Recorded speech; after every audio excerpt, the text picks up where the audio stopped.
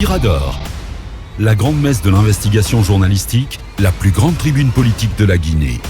Avec Aboubacar Diallo, Talibé Bari, Mamadou Ouri Diallo, Akoumba Diallo, Kabiné Fofana, Mohamed Kaba, Ibrahima Lincoln Souma, Mamadou Diambaldé.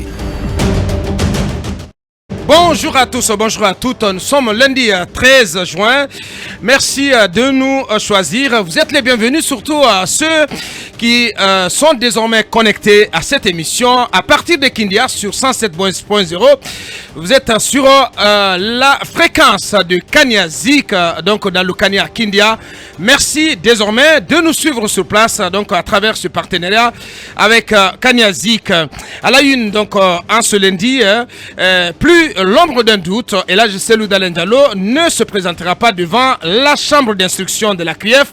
Ce lundi 13 juin, le président de l'UFDG, devenu la figure emblématique du dossier judiciaire de la vente d'Air Guinée, écrit Talibé Bari, est plutôt attendu du côté des États-Unis, où il entame une tournée politique de plusieurs jours.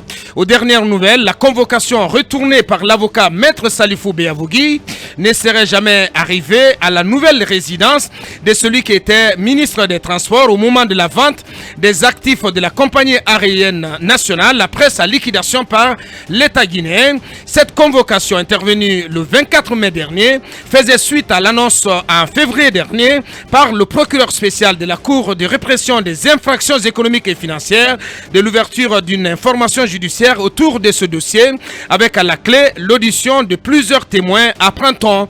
Alors, la non-réception de cette convocation par l'ancien Premier ministre invalide-t-elle celle-ci? Quelle suite la CRIEF va-t-elle réserver à cette convocation? Nous poserons le débat dans cette émission.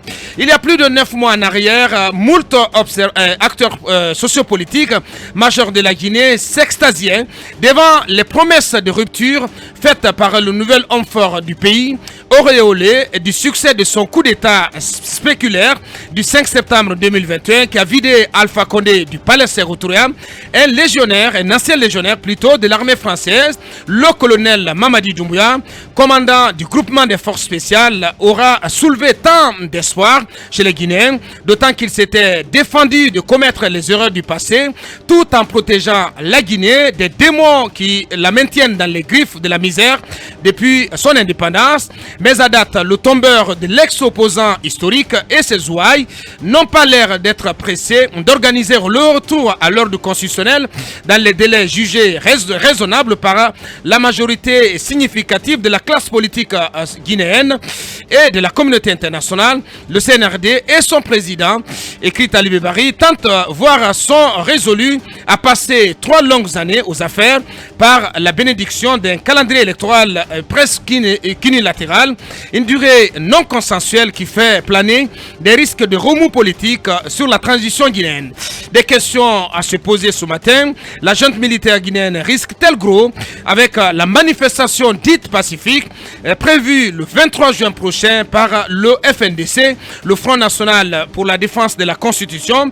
Le FNDC y voit-il l'un des meilleurs moyens de mettre le CNRD sous pression? Des questions et d'autres que nous allons soumettre à notre invité précis du jour qui va nous rejoindre sur ce plateau sous les coups de 9h30, en l'occurrence M. Oumar Silla alias Fonike Mengue. Il est coordinateur national du FNDC, Front National pour la Défense de la Constitution. Victoire sur le fil du Sili de Guinée face au Malawi, jeudi dernier à Conakry, sortie maladroite et peu honorable, peut-on affirmer sans embâche du vice-président du Conor au sujet de l'envahissement de la pelouse au coup de sifflet final. Quelle mouche a-t-elle bien piqué le sieur Sega Diallo pour qu'il en vienne à rendre le groupe GBM, gestionnaire du stade GLC, coupable de cet incident, au motif que les portes de l'enceinte n'auraient pas été ouvertes au public à temps, ignorant royalement toute procédure classique en la matière. Tant pis si une commission d'enquête sera constituée au fin de savoir ce qu'il s'est réellement passé pour en situer les responsabilités. notre vice-président du CONOR à la recherche vaille que vaille d'un bouc émissaire sur lequel se déresponsabiliser de la catastrophe qu'a été l'organisation de ce match, notamment au plan sécuritaire, n'est pas aller chercher loin. L'ennemi à abattre, la tête de Turc à trancher, c'est bien le groupe GBM. Et malheureusement, donc 24 heures après, Sega Diallo a été vertement recadré par sa hiérarchie dans un communiqué signé de sa présidente, Madame Mariama Satina Diallo, l'instance dirigeante provisoire du football guinéen, le CONOR donc, tout en regrettant cet incident, a annoncé qu'une enquête sera menée, je cite, pour fixer les degrés de responsabilité et les leçons seront situées et tirées plus tôt. Le CONOR, je continue de citer, se tient aux conclusions de cette enquête et invite les acteurs du football à la retenue. Lit-on dans ce communiqué qui rappelle le CONOR et sa seule position à date concernant cet incident. Quelle analyse peut-on faire de cette sortie et de cette situation ubuesque?